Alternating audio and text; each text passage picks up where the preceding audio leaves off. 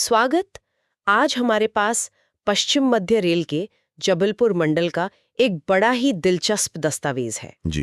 पहली नजर में तो ये एक साधारण सा मतलब एक ऑफिशियल इंस्ट्रक्शन लगता है जो स्टेशन मास्टर और पॉइंट्समैन के लिए है। जी, जिन्हें कांटे वाला भी कहते हैं। हाँ, कांटे वाला। लेकिन असल में ये हमें रेलवे की उस दुनिया में ले जाता है जो हमें दिखती नहीं, जो पटरियों के पीछे काम करती है। और ये दुनिया बहुत जरूरी है।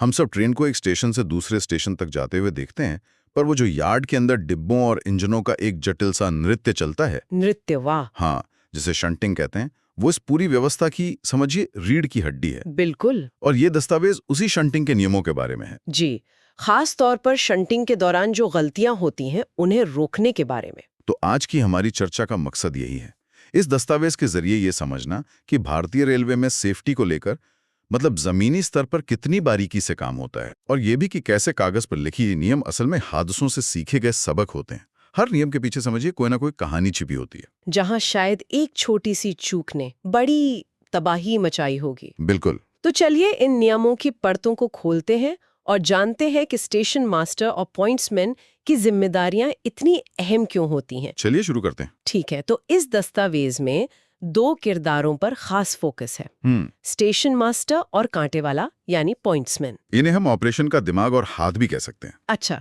दिमाग और हाथ। हाँ, स्टेशन मास्टर वो दिमाग है जो योजना बनाता है, निर्देश देता है, और पॉइंट्समैन वो हाथ है जो उसे जमीन पर अंजाम देता है। तो शुरुआत दिमाग से करते हैं। स्टेशन मास्टर, दस्तावेज में उनके लिए निर्देश बहुत साफ है और पहला ही नियम मुझे लगता है पूरी जिम्मेदारी की नींव रखता है। जी हाँ, पहला नियम ही शंटिंग के अधिकार पत्र T806 के बारे में है। T806 नियम कहता है कि स्टेशन मास्टर को इसे पूरी तरह साफ और सही भरना है, और खास तौर पे लिखा है कभी भी अस्पष्ट एवं अधूरा विवरण T806 में न लिखें। ये सुनने में तो बहुत सामान्य लगता है, लेकिन इसकी गंभीरता बहुत ज्यादा है। जैसे अस्पष्ट विवरण से क्या मतलब हो सकता है?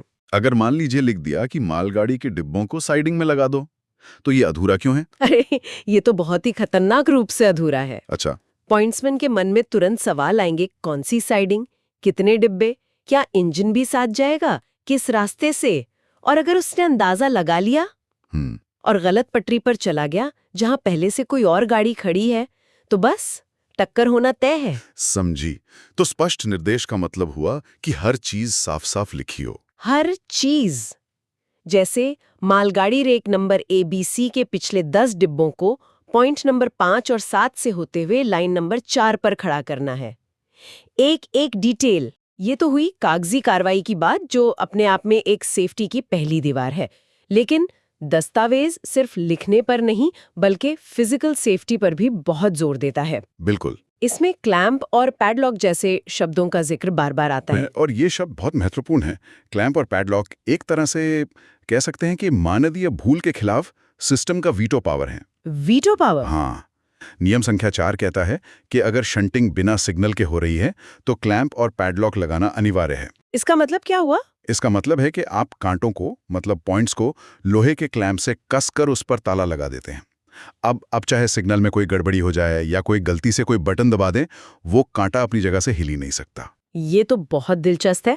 मतलब इंसान पर भरोसा करो लेकिन एक ऐसा सिस्टम बनाओ जहां भरोसे की जरूरत कम से कम पड़े। बिल्कुल सही कहा आपने। क्या वो जो मोबाइल फोन वाला नियम है वो भी इसी सोच का हिस्सा है? बिल्कुल।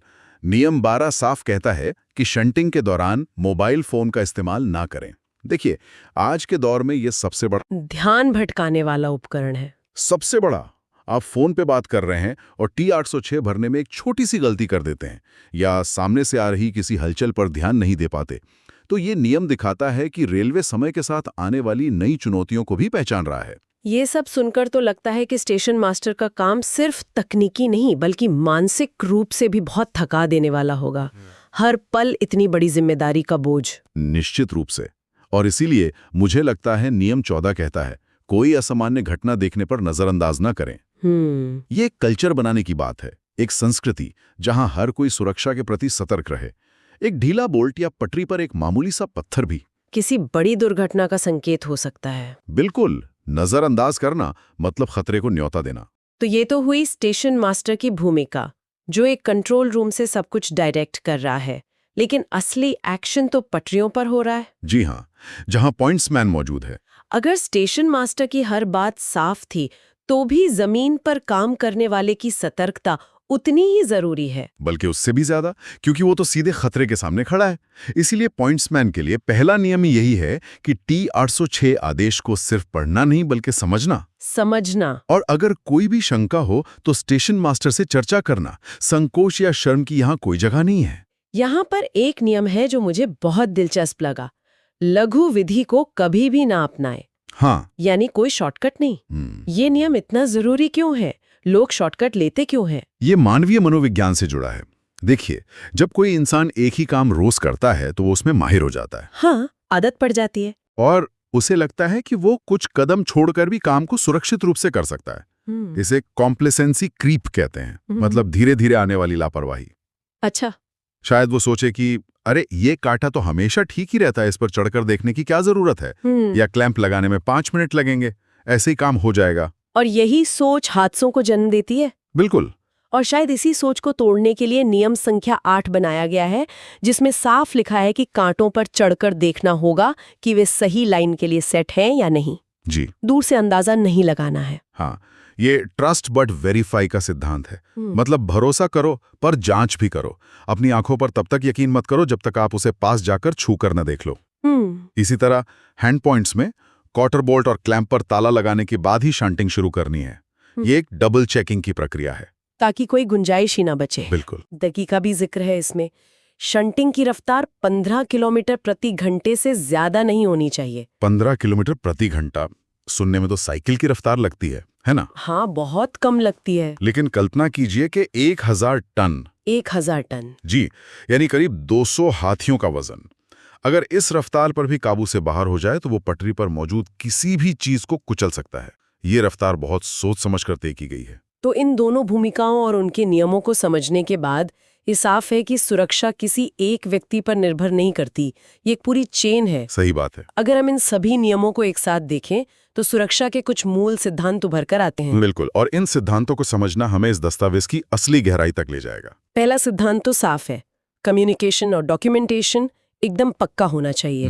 यहाँ पर T806 फॉर्म की जो भूमिका है वो महज एक फॉर्मेलिटी से कहीं ज्यादा है। ये एक करारनामा है। समझिए, ये स्टेशन मास्टर और पॉइंट्समैन के बीच एक पवित्र अनुबंध है।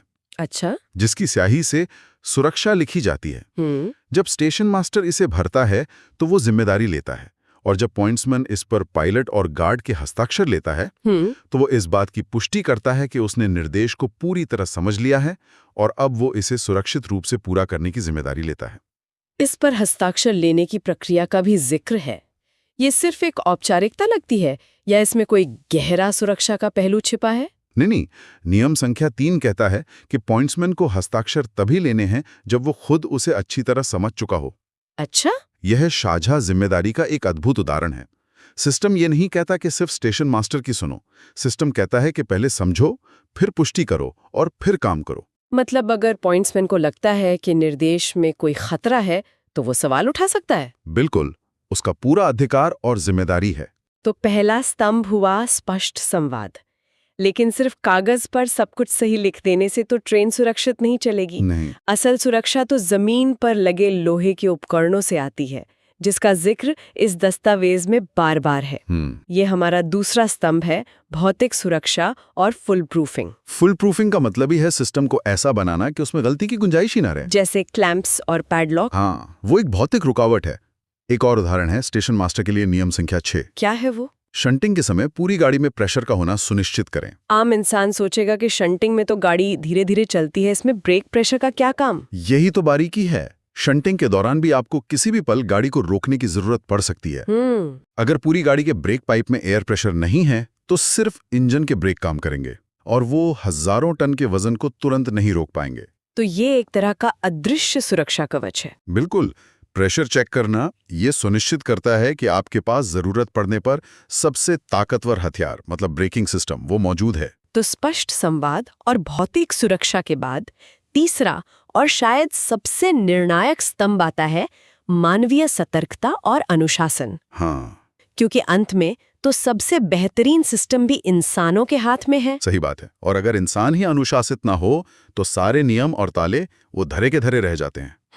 इस दस्तावेज में ज्यादातर नियम इसी मानवीय पहलू पर केंद्रित हैं, चाहे वो मोबाइल का इस्तेमाल ना करना हो या शंटिंग की गति को नियंत्रित रखना हो। ये नियम तकनीक के बारे में नहीं, आत्मनियंत्रण के बारे में है। पॉइंट्समैन के लिए एक नियम है, नियम संख्या 10, जो मुझे बहुत महत्वपूर्ण लगा। कौन सा? पुशिंग मोड में शंटिंग करते समय एक कर्मचारी का गार्ड इंजन पर, एक कर्मचारी पिछले डिब्बे पर होना सुनिश्चित करें। हाँ, ये बहुत जरूरी है।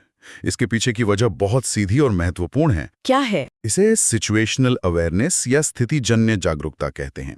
जब इंजन डिब्बों को आगे की तरफ धकेल रहा होता है तो लोको पायलट को आगे कुछ नहीं दिखता। उसके लिए आगे का रास्ता अंधा है। सही बात है। ऐसे में सबसे पिछले डिब्बे पर खड़ा पॉइंट्समैन उसकी आंखें बन जाता है। वो वॉकी टॉकी पर बताता है कि आगे का रास्ता साफ है या कोई रुकावट है।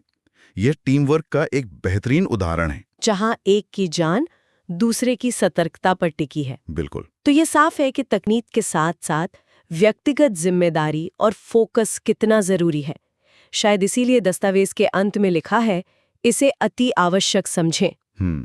ये कोई सलाह नहीं है, ये एक आदेश है। बिल्कुल। रेलवे की दुनिया में लापरवाही की कोई जगह नहीं होती।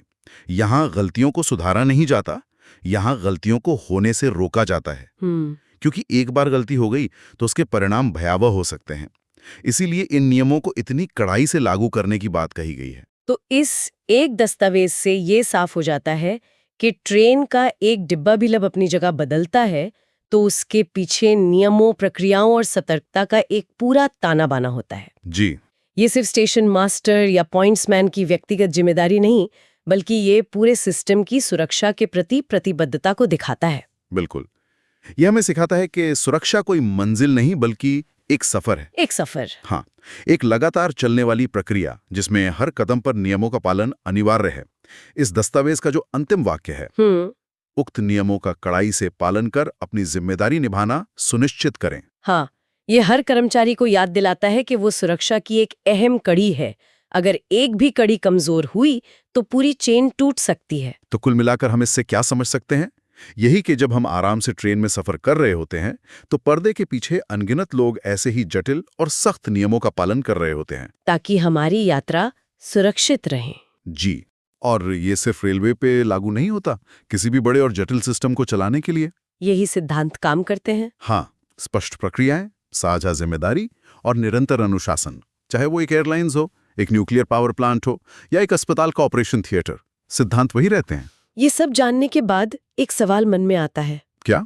जिस तरह से तकनीक और ऑटोमेशन हर क्षेत्र में बढ़ रहा है, क्या भविष्य में ऐसे मानवीय निर्देशों की जरूरत कम हो जाएगी? क्या सिस्टम इतने स्मार्ट हो जाएंगे कि उन्हें T806 फॉर्म या क्लैंप और पैडलॉक की जरूरत ही ना पड़े? ये एक बहुत ही विचारणीय प्रश्न है। हो सकता है कि ऑटोमेशन पॉइंट्समैन का शारीरिक श्रम कम कर दे या सेंसर्स खुद ही कांटों की जांच कर लें। लेकिन क्या कोई मशीन किसी अप्रत्याशित संकट के समय स्टेशन मास्टर जैसी सूझबूझ दिखा पाएगी? या फिर कुछ जिम्मेदारियां हमेशा ऐसी रहेंगी जहां मानवीय सतर्कता, अनुभव और अनुशासन का कोई विकल्प नहीं हो सकता, चाहे तकनीक कितनी भी आगे क्यों ना बढ़ जाए?